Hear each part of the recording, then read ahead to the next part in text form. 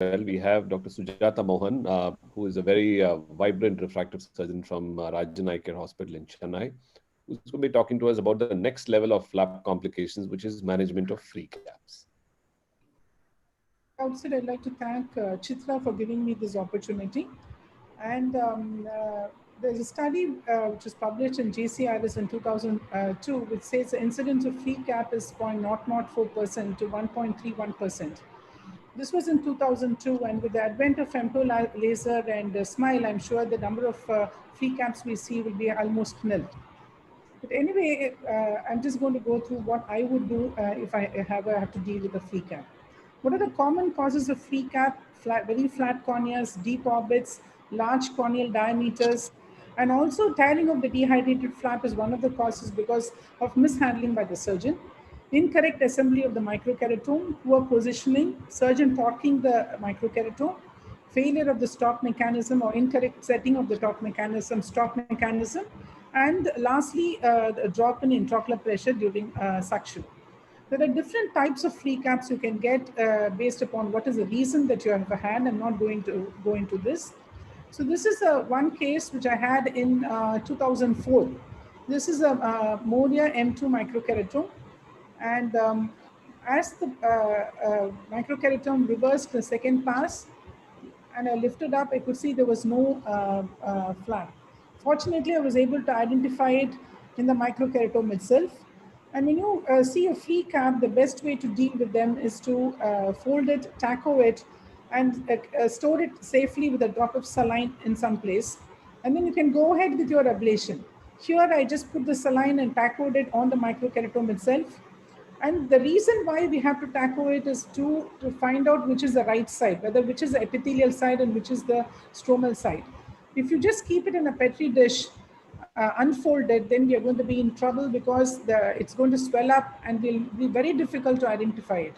And once you have put the right side down, then you can adjust the flap so that you can align the marks which have been pre-placed, as you can see. Alignment is very important because here the free cap is usually extremely round and it will be very difficult to find out the hinge. So it's important that you identify the pre-placed marks and align them well. Also make sure that the gutter that you see is even all round, and you can wait for about 2 to 5 minutes, make sure that the flap is really well stuck, and then apply a bandage contact lens. There are people who would prefer to suture the flap as well. And that is also a possibility that you can look into if you feel the flap is too thin and there's a chance of dislodgement of the flap.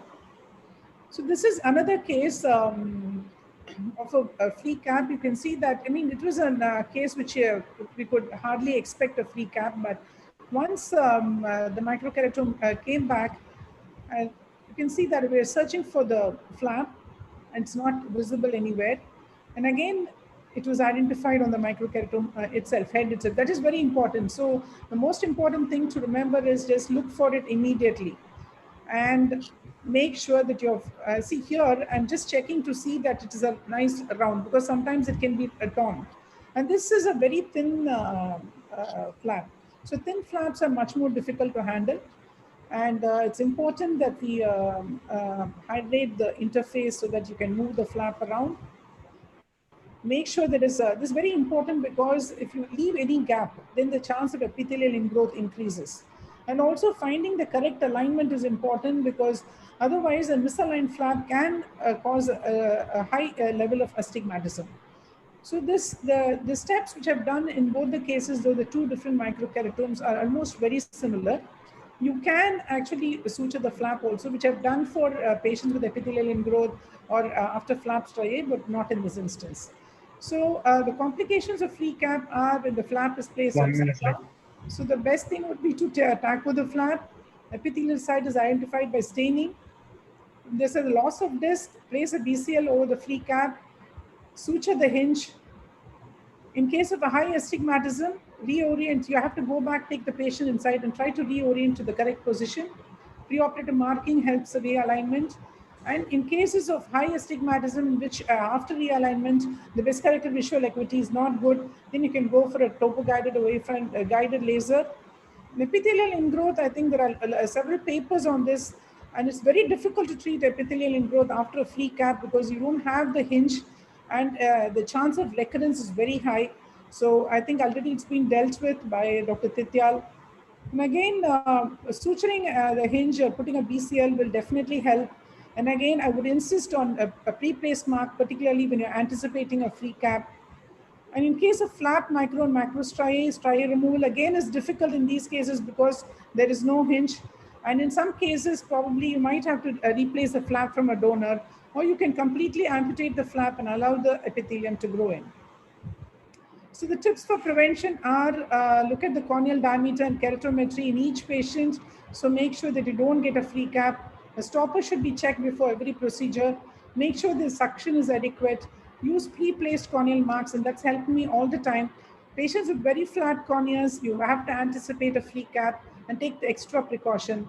And now with the advent of femtosecond laser, I think these patients who have potential for developing free caps should be converted into a femtoLASIK, or you can always do a surface procedure or do a SMILE.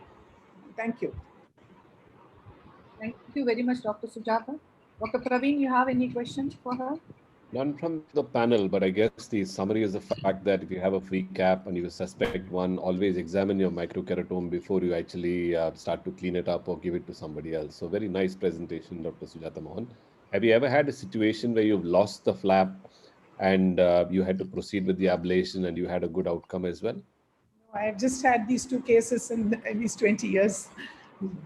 That's all. I don't have, unfortunately or fortunately, I don't have them. Just, I would like to just give one practical tip. If you have not marked the cornea and then you have a free flap and then you have difficulty in identifying, look at the light reflex, because on the epithelial side, the light reflex is usually crisp. And on the stromal side, it is a little, it's not that crisp, it's a little blurred because the stroma, the surface is not so smooth. Whereas the epithelial surface is very smooth. So if you look at the light reflex, you can identify the right side.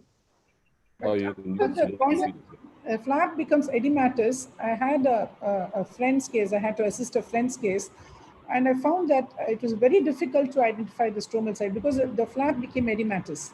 If you take it out immediately and then inspect it, and that's another very important thing, that is in high volume centers, what they do is immediately after the cut is made, it goes for washing and autoclave, and by the time they realize that the flap is in the microkeratome, it's already gone. Alternatively, you can also stain it with a trypan. Or what I do is try to side will stain with the trypan blue dye, and the epithelium side will not stain.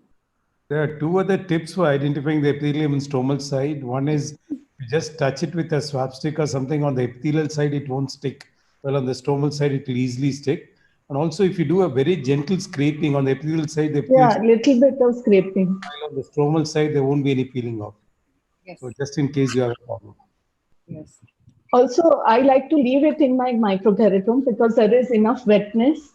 Epithelial surface is up, the stromal surface is down, and your stromal bed is becoming very dry.